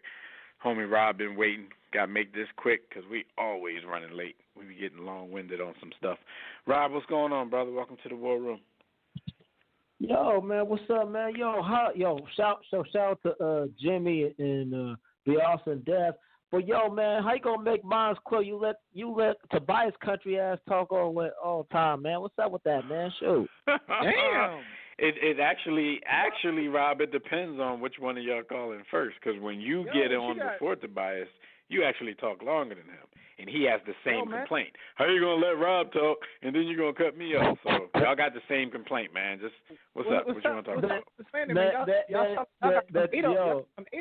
got the exact same complaint. That's funny. Ain't no ADOS beef, man. Is that ADOS is nothing but a COINTELPRO black Republican anti-black group, man. That's all I got to say about that, man. It's country ass. Yo, that's like, and he won't do a show with me. He won't do a show with me. I'm about to say, y'all need to do a show.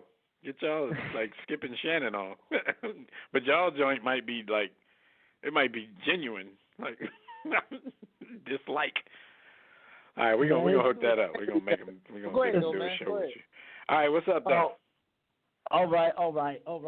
Honestly, I gotta ask B. Austin something. I gotta ask all in depth something, really though. Honestly, is high draft picks really worth for Jalen Ramsey, considering how bad the secondary has been for the last, let's just say, decade? Because, I argue, and y'all know I complain. I'm just going to let y'all speak. I complain too much. Yeah, you do. I mean, the Eagles are in a situation, Howie's in a situation where, especially after winning 2 seasons ago, he's in win now mode. So, I mean, I wouldn't be upset if they did. I mean, I've become a different kind of fan. Yeah, anyway. I really don't care what the hell teams do with their money and their draft picks anymore. But speaking from trying to be objective, trying to be analytical, I mean, I think it would be worth it if you still believe, because a lot of pundits out there believe that the Eagles are primed to make a run now. So why not put all your chips in that basket and address your biggest need? That's how I'm thinking of it. Yeah. Like I need to ask Ben, because I do think like Jalen, because other guys they said the big factor in this game was that Jalen Mills was not there, and I do think Jalen Mills is overrated. But I want to ask Beyonce something, because he's a skills guy. Do you think his skill set is the reason why he can keep up with the top receivers? Not just say skill set. No, excuse me, his athleticism. My fault, his athleticism. This is green hair. Ramsey? You talking about Ramsey? No, he's at Mills. Jalen Mills. Oh, Jalen Mills. Well, who are you talking about? You talking about? Because you were talking about Ramsey and then you went to the Eagles and said Mills. You're talking about Jalen Mills, right? Yeah, I'm talking about Mills. I don't really think that Jalen Mills is that good. I think that he has a tremendous attitude, and when I say that, some of it is bad, but some of it is good. You have to have the type of ego he has to be able to play that position. He has learned how to use his body, in press coverage. He's an above average cover 0, cover 1 guy. Where it all comes unglued is he's not an elite speedster. He's not an elite athlete. And so there are times when, like a Julio would abuse him. Julio abuses everybody, don't get it twisted. But like when you separate and you go further and break the route stem off at 12 yards, or break it off, he can keep all of that in front. But when you run the bang 8s or the skinny posts or the deep routes, you start to separate with him because his speed just isn't there. So with Mills, he has to keep everything in front and has to disrupt the timing by being able to really press on you and get his hands on. He got to lay hands upon you, and if he can't, then there's an issue. So, and also, I'm not disagreeing at all that the Eagles have a weakness in their defense, and it is the secondary. But I also think that Eagles fans panic, over everything, because a lot of times when this team is having some issues in the secondary, most of the times they fix those issues before the game is over. You really can't blame them for the Julio touchdown, because anybody who knows anything about football, which a lot of fans don't, because a lot of fans that I know that were watching that game, keep bringing it, Schwartz, keep bringing it. And I'm sitting here telling people this blitz is not going to work all night. I'm like, even if you want to keep blitzing, blitz with linebackers. Don't keep blitzing with safeties, because you have a weak secondary. The moment they don't get there, or the moment that a good quarterback like Ryan adjusts and just hits you with a quick hot read or a screen, you're going to be in trouble. Another thing with Darby, I know Darby has had his struggles, and there was a time in that game where he might have been beaten like 3 times, and everybody was upset.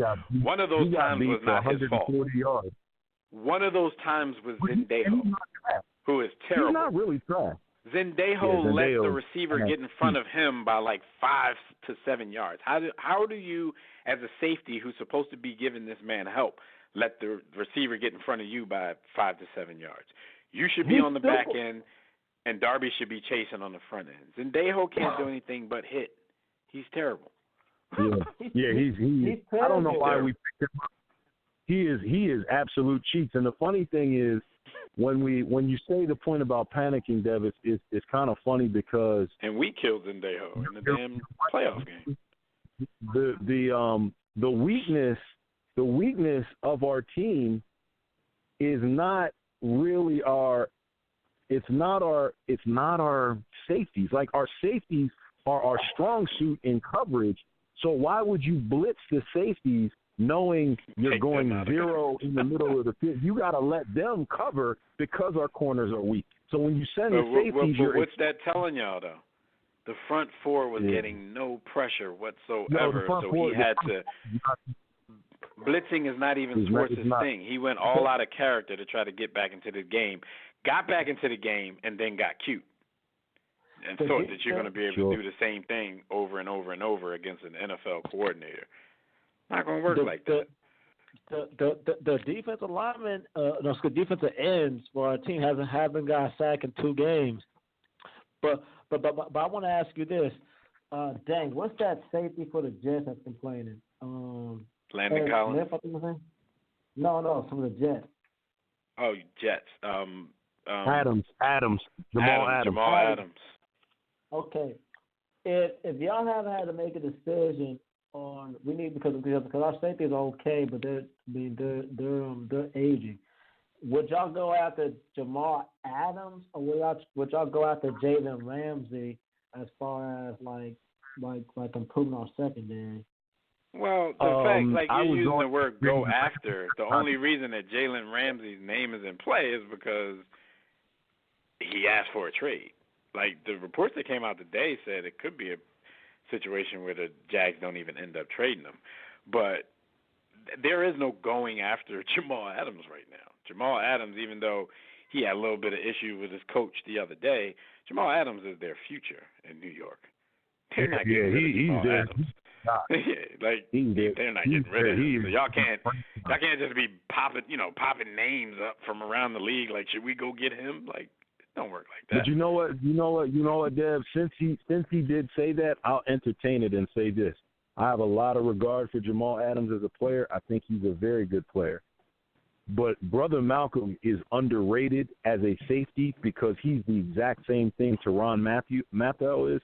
He can play strong, free, and in the slot, and be used as a blitzer, can cover it like a corner, and play in the box. So, like, he does everything. So, like, for me, Jamal Adams is purely a thumper. He gets beat in coverage a lot because he overcommits and isn't athletic enough to get back. He's got good straight line speed, which may translate to later on in his career being good sideline to sideline. But if you ask him to open his hips and swivel and run with receivers, that ain't happening with Jamal Adams.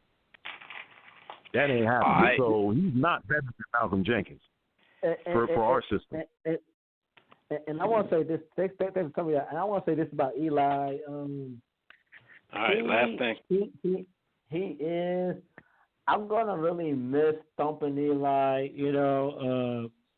For all these years, Why? He's better than McNabb.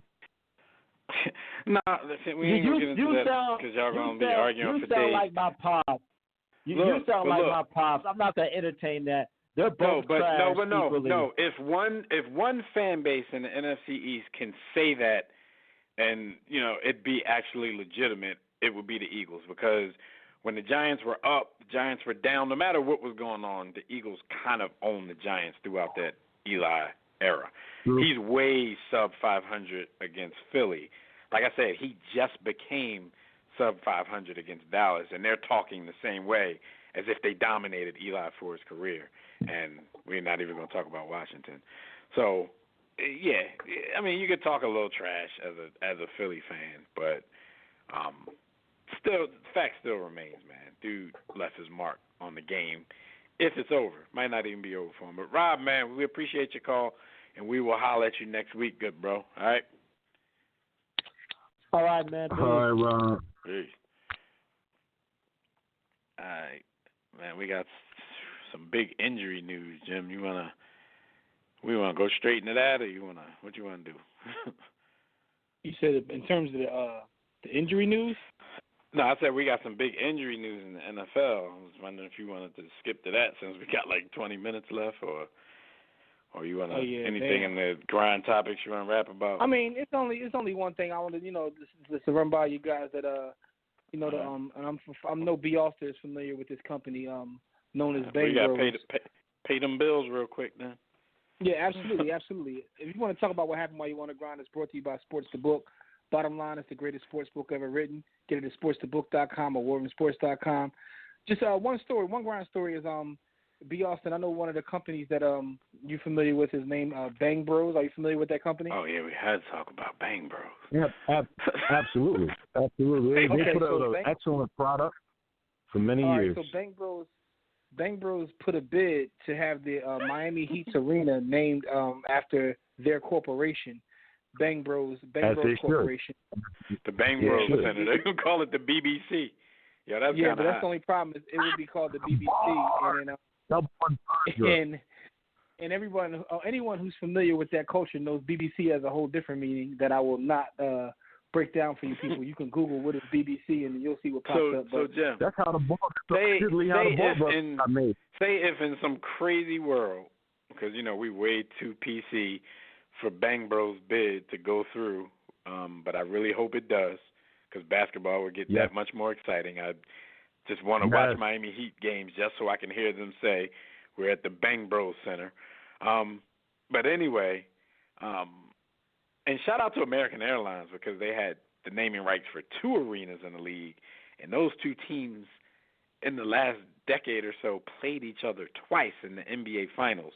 So, the height of the league, the height of the season, the very epitome, the championship round was played in 2 places that don the name American Airlines Center and Arena.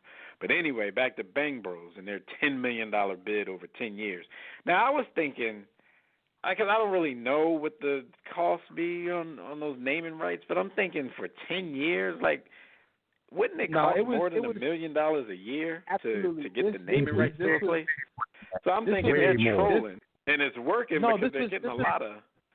Exactly. This was amazing marketing. That's all this was. But the thing about it is people don't recognize that that culture, you know what I'm saying, the adult entertainment industry is always ahead of the curve when it comes to marketing, when it comes to using technology. They're always ahead of the curve. No pun intended. So, Jim, say in some perfect world for us, they do get the bid, right? Would they have to redo the whole cheerleading squad? Because would they have to do a little more than just dance? If they were Bang Bros Center? Just asking. Yo, I'm just asking. Can you be a cheerleader at the Bang Bros Center and just dance during the timeout? Or they gonna have some new suites built in there for other reasons? What I want to recognize is what you mentioned is the fact that it would be the BBC. Like that is, I think, the most amazing. Yo, the BBC? Come on, man.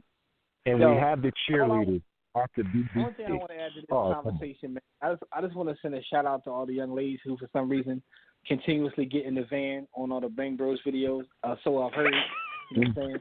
I can't confirm or deny. Would that van be out of there? Would that van be outside of the BBC? Would it be outside doing live? Yo, Scavia said, "What do the bros bang exactly?" You know what they bang, bro. You know what they bang, bro. They be pulling up in vans and seeing chicks and like, yo, what you doing? You want to go for a ride? Like, yo, a chick still get in the van. Like, no, man. But I see the here nor there, man. See, that's what I'm saying, but it would have to be a production. They were probably, some of the little movie clips and stuff they show on the screens during the basketball game, one of them would have to be of one of those vans pulling up outside and grabbing some the Bang Bro camp. The Bang Bro I Center got so camp. many ideas. They get this bid. I'm going for a job in the communications department. This is so toxic, but they have a camera that pans around the stadium looking for, you know what I mean, a young lady who might be hurting for squirting. Not the kiss cam, the bang cam. Somebody turn around and start banging. We going too far. The kiss cam will be nothing. Y'all toxic. Yeah. The kiss cam, they be playing that little song. Kiss me. It'd be like they play something by Luke. What you say, Jimmy? We're toxic. Yeah, y'all toxic, yo. Dev, give some birthday shout outs before we get canceled, yo. We about to get canceled. No. This was definitely that was a very toxic subject, but I'm really rooting for somebody to break down and just let that bid go through. All right, so real quick, some birthday shout outs, man. Shout out to Bob Papa, who turns 55. I actually listened to his show on the NFL network on Sirius every day. It's not that good, but I listen anyway because I'd be bored. Ken Rosenthal turns 57.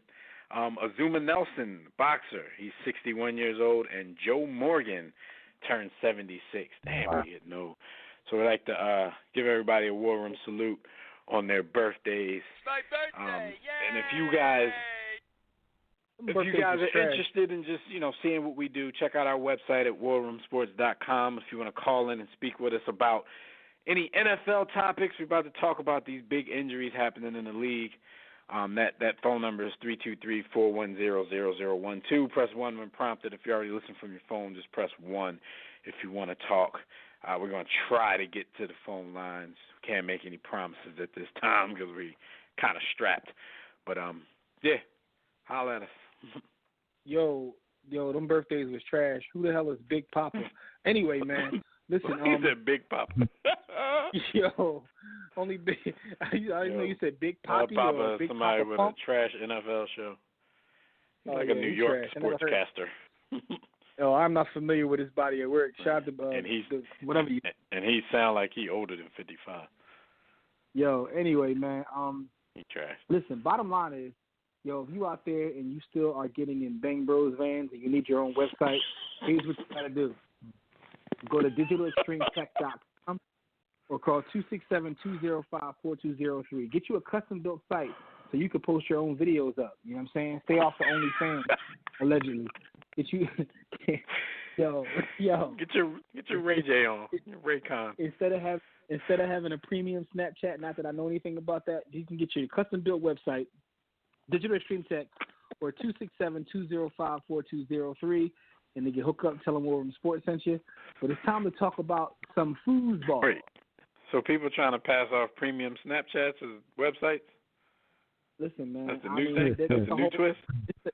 Premium Snapchats and OnlyFans.com is a whole new culture that I've heard of, allegedly. But a lot of people still trying to do it on Facebook pages too. Like, go to my site. No. That's not a site. That's a Facebook page. Yo, I be seeing certain human beings with OnlyFans sites, and I be disappointed, man. Like, I thought so highly of you, man, and you got an OnlyFans.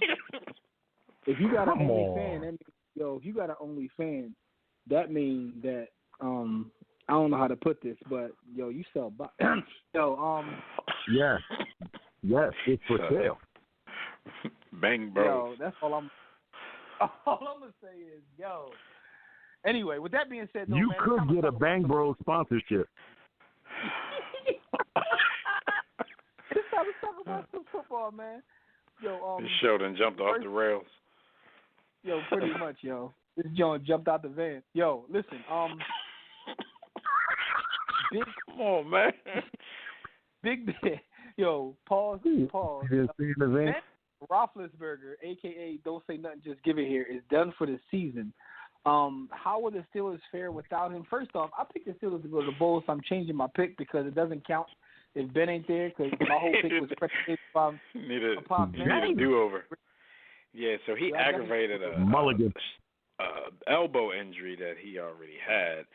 Non-contact. He was basically on some MLB pitcher type stuff. And his surgery probably Tommy John's or something like that. It's crazy, and it all kind of ties into me to this acquisition that we talked about earlier of Minkah Fitzpatrick. They gave up a first-round pick to the Dolphins for Minkah Fitzpatrick. For me, that's kind of telling me either you really believe in Mason Rudolph and you guys think that you can still try to make a run at a wild card or something like that, because I don't understand. By already knowing that Ben was pretty much, slated to be out for the rest of the season, and he's of advanced age anyway, even though he keeps claiming, that extension, he's going to honor it and come back and try to play through it.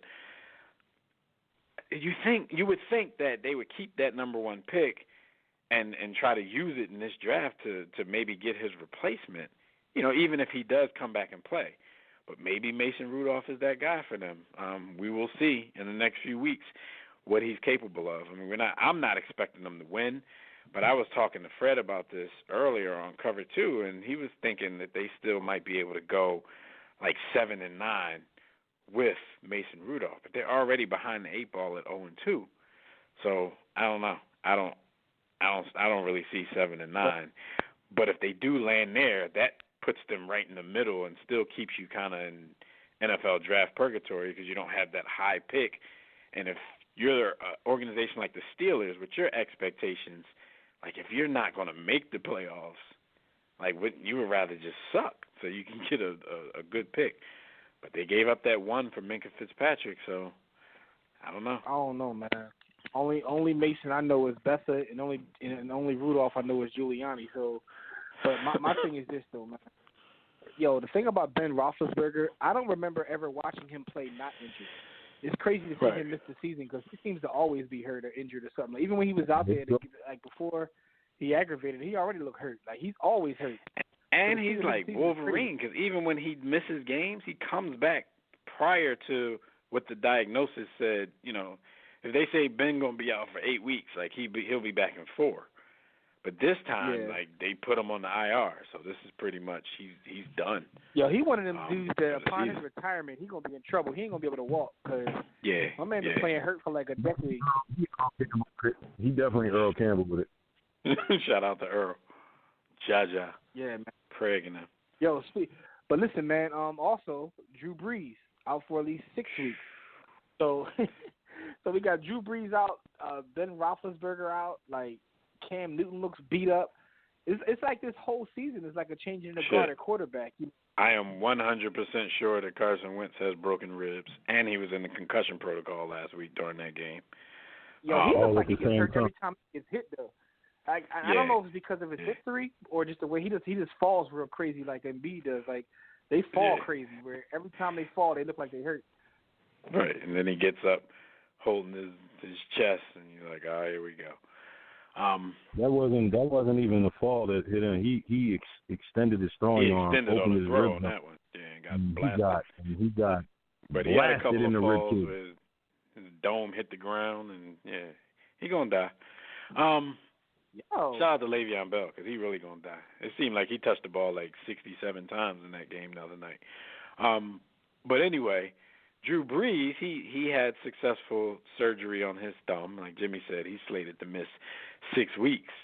This team, even though, like Tobias called in earlier and was talking about how Drew Brees might not be the same cat, but for this particular team, he's still the cat that they need.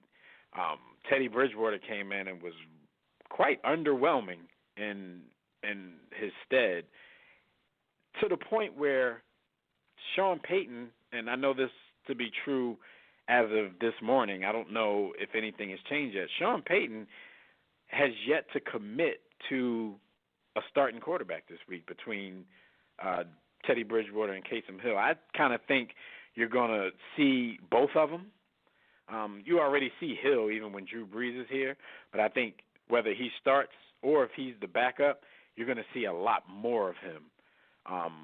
But I'm like Teddy Bridgewater with the expectations that he had before his injury, and I really can't blame it on the injury, but the expectations that he had, you would think, Drew Brees goes down, they should feel 100% comfortable that Teddy Bridgewater is the backup, and they should just move on. Maybe not winning as many games as they would with Drew Brees, but they should feel comfortable.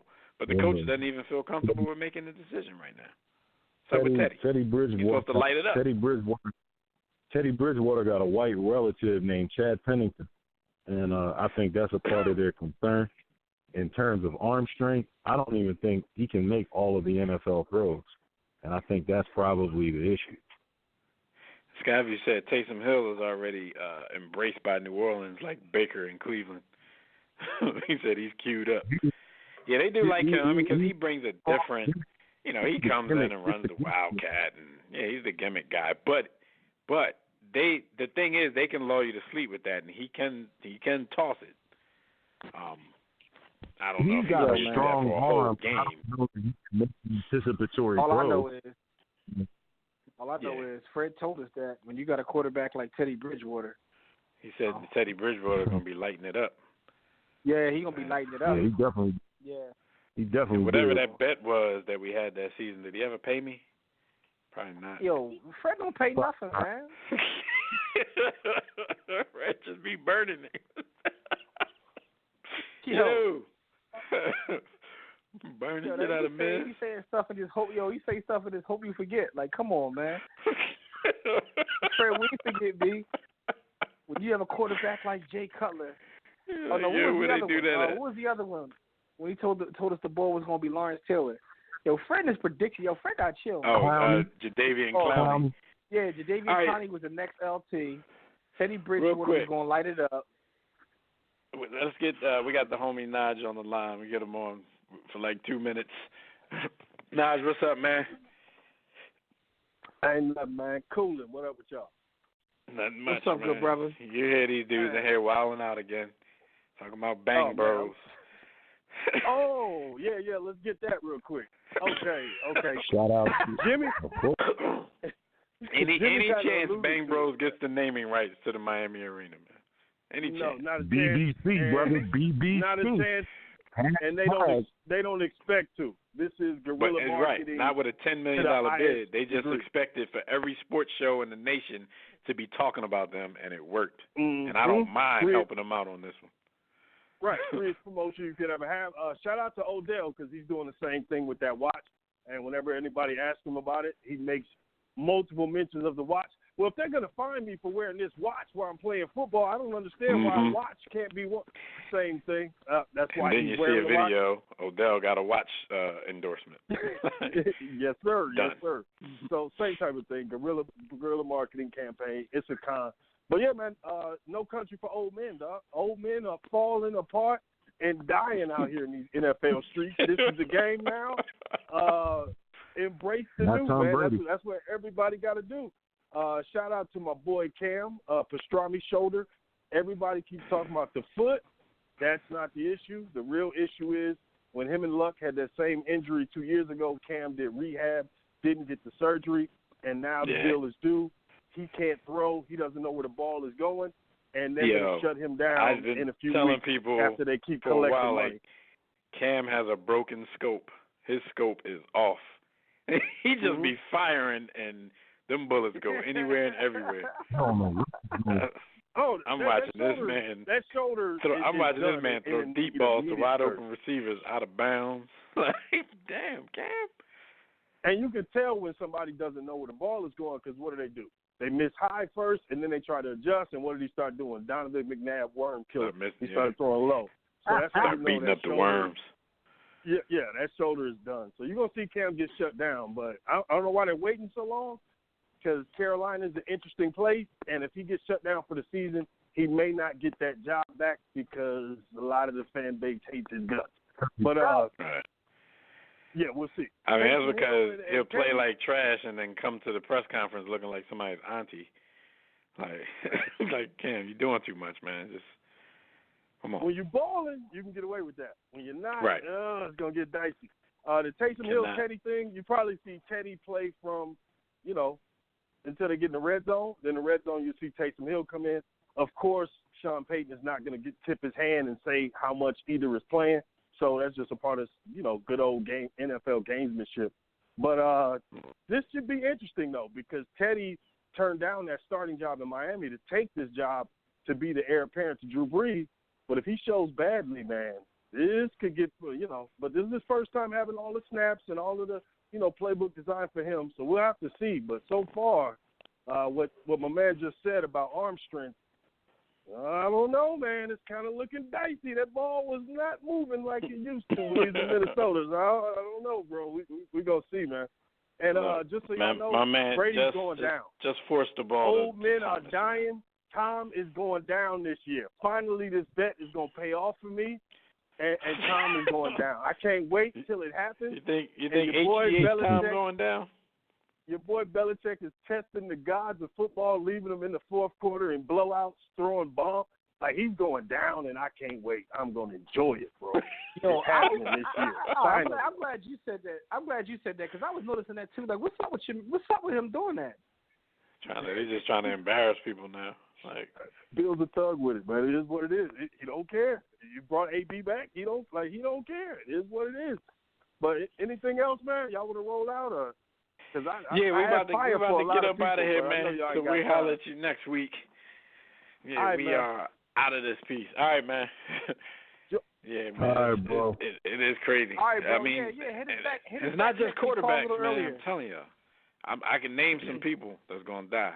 Le'Veon Bell is going to die.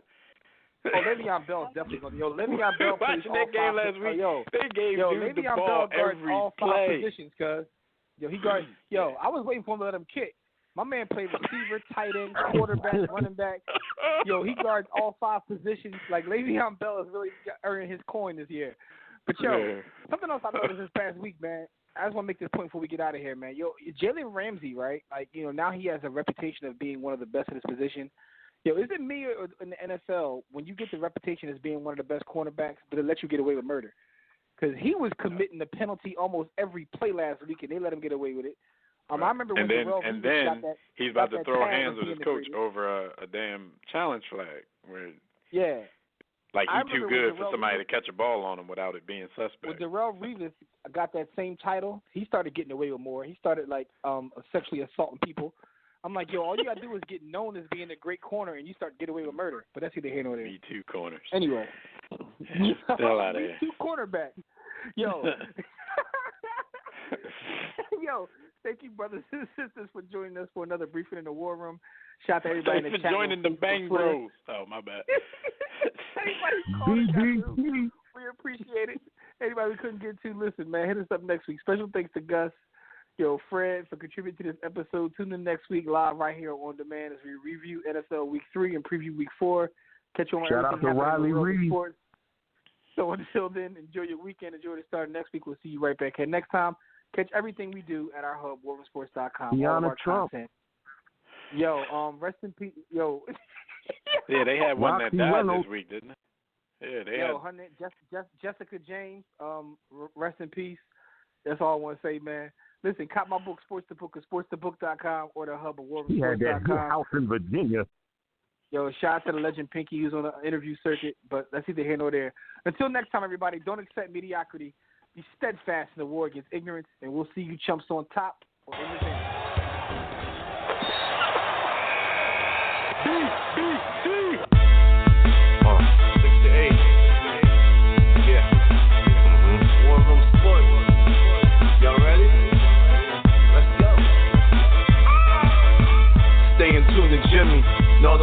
different. Every Thursday, 6 to 8, they do this. Shout out to Dev, PJ, B. Austin, Doc Bay on replay. WarRoomSports.com. Get that mobile app. It's knocked out. 323-140012. They be going and you sensitive, then oh well. Physical podcast, let's talk sports. Showtime like magic in the block push. Listen live, push one to join in. Rip your team or listen for your enjoyment. Hip hop scholars, pit stop and knowledge. Should be in sports credits, I ain't talking college. 5 guys, no beef though. Corporate secret, but the streets know. Belafonte, I got a G flow. KC royalty, I'm in beast mode. 2 hours, get your game up. Who's the best in sportscast? You better name us. War Room Sports.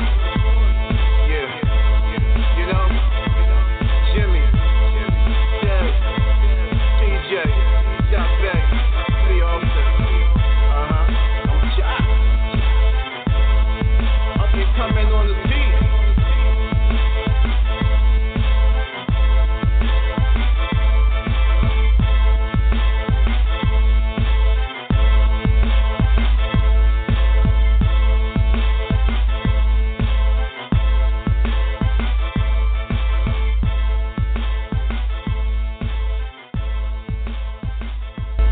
War Room Sports, www.warroomsports.com.